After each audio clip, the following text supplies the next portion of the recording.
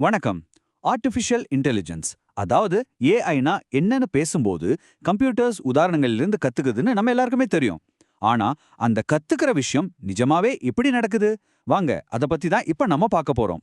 Correct. அந்த கேள்விக்கு தான் இப்ப நாம பதில் பார்க்க போறோம். ஏஐக்குள்ள நடக்கிற இந்த லேர்னிங் ப்ராசஸ் உண்மையிலே என்னதான் பண்ணுது? வாங்க உள்ள போய் பார்க்கலாம். பாருங்க, இந்த பெரிய ப்ராசஸ நாம ரொம்ப சிம்பிளா மூணே படிகளா பிரிக்கலாம். 1 உள்ளீடு அதாவது இன்புட், 2 கற்றல் அதாவது லேர்னிங், 3 வெளியீடு அதாவது அவுட்புட். இந்த 3 ஸ்டெப்ஸை மையமா வச்சு தான் நாம முழு விஷயத்தையும் புரிஞ்சுக்க போறோம். நாம என்னென்ன பார்க்க போறோம்னா, முதல்ல ஏஐ லேர்னிங்னா என்னன்னு புரிஞ்சுக்கலாம். அப்புறம் இன்புட், லேர்னிங், அவுட்புட்னு ஒவ்வொரு படியையும் விளக்கமா பார்ப்போம். கடைசியா ஃபீட்பேக் எப்படி ஏஐயை இன்னும் ஸ்மார்ட்டா மாத்துதுன்னு தெரிஞ்சுக்கலாம். சரி, வாங்க விஷயத்துக்குள்ள போலாம். ஏஐ லேர்னிங்கிறது ஒரே தடவைல நடக்கிற விஷயம் கிடையாது. இது ஒரு தொடர்ச்சியான சுழற்சி. தன்னைத்தானே சரி செஞ்சு இன்னும் பெட்டர் ஆயிட்டே இருக்கிற ஒரு ப்ராசஸ். இந்த சுழற்சி ரொம்ப சிம்பிளான ஒரு கொள்கையில தான் வேலை செய்யுது. சரியான பதிலுக்கு ஒரு ரிவார்டு, தப்பான பதிலுக்கு ஒரு கரெக்ஷன். இப்படி தொடர்ந்து சரி பார்த்து தான் ஏஐ மெதுவா தன்னைத்தானே மேம்படுத்திக்கிட்டு ஒரு வேலையில எக்ஸ்பர்ட் ஆகுது. இப்போ முதல் ஸ்டெப்புக்கு வருவோம். இன்புட் அதாவது உள்ளீடு. இதுதான் முழு ப்ராசஸ்க்கும் ஸ்டார்டிங் பாயிண்ட். நாம சிஸ்டம்குள்ள கொடுக்கிற தகவல். இந்த இன்புட்டுங்கிறது ரொம்ப பெரிய விஷயமெல்லாம் இல்ல. நாம டெய்லி யூஸ் பண்ற பல விஷயங்கள் ஏஐக்கு இன்புட்டா இருக்கலாம். உதாரணத்துக்கு, நீங்க டைப் பண்ற டெக்ஸ்ட், ஒரு போட்டோ, உங்க வாய்ஸ் கமாண்ட், ஏன் பேங்க் ரெக்கார்ட்ஸ்ல இருக்கிற நம்பர்ஸ் கூட ஒரு இன்புட் தான். இது சிம்பிளா சொல்லணும்னா, இன்புட் இல்லைன்னா லேர்னிங்கும் இல்ல. எவ்வளோ தரமான நல்ல இன்புட்டை நாம கொடுக்கறோமோ அந்த அளவுக்கு ஏஐயோட கற்றல் திறமை சூப்பரா இருக்கும். டேட்டா தான் ஏஐயோட பெட்ரோல் மாதிரி. இப்போ நாம ஏஐயோட இதய பகுதிக்கே வந்தாச்சு. அதுதான் லேர்னிங் இல்லைன்னா ட்ரெய்னிங்னு சொல்லப்படுற இந்த ப்ராசஸ். அப்போ லேர்னிங்னா என்ன? சுருக்கமா சொன்னா இது ஒரு கெஸ் செக் கரெக்ட் சைக்கிள்.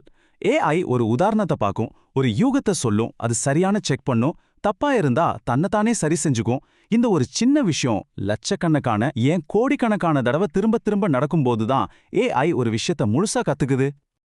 இந்த லேர்னிங் ப்ராசஸ புரிஞ்சுக்க இது ஒரு அருமையான உதாரணம். ஏஐய ஒரு ஸ்டூடெண்டா நினைச்சுக்கோங்க. நாம கொடுக்கிற டேட்டா தான் அவனோட டெக்ஸ்ட் புக்ஸ், அவனோட பிராக்டிஸ் கொஸ்டின்ஸ். எவ்வளவு பயிற்சி செய்யறானோ அந்த அளவுக்கு அவன் கெட்டிக்காரன் ஆவான். ஏஐக்குள்ள இருக்கிற அந்த இன்டர்னல் செட்டிங்ஸை சின்ன சின்ன நாப்ஸ் இல்லனா திருகுகள் மாதிரி கற்பனை பண்ணிக்கோங்க. ட்ரெய்னிங்கிறது ஏஐயோட யூகங்கள் துல்லியமா வர்ற வரைக்கும் இந்த திருகுகளை கொஞ்சம் கொஞ்சமா அட்ஜஸ்ட் பண்றது தான்.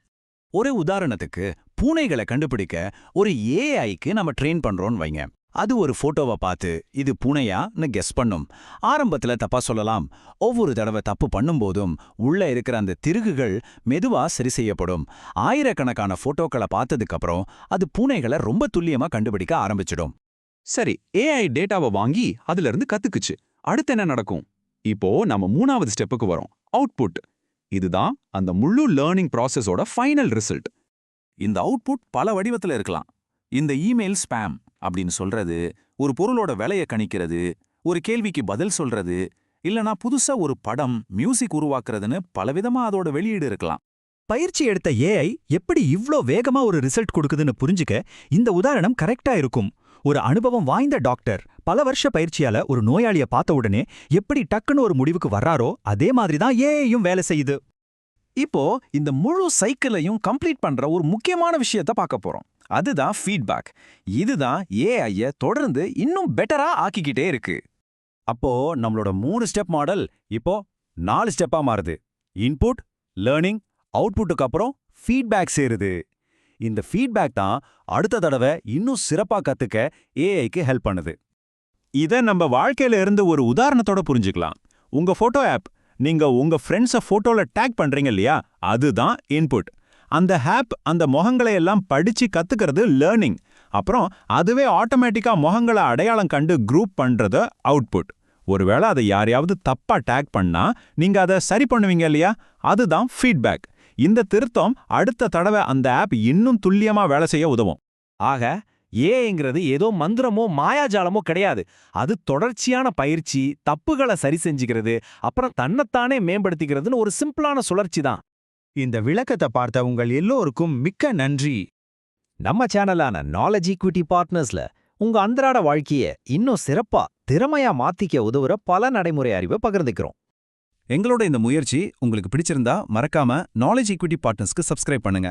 அப்போதான் எங்களோட தினசரி வீடியோக்கள் உங்களுக்கு வந்து சேரும். இந்த பயனுள்ள அறிவை உங்க குடும்பம், நண்பர்கள்னு எல்லாரோடையும் லைக் பண்ணி ஷேர் பண்ணுங்க. வாங்க, அறிவை தேடுற நம்ம பயணத்தை எப்பவும் உயரத்துல வைப்போம்.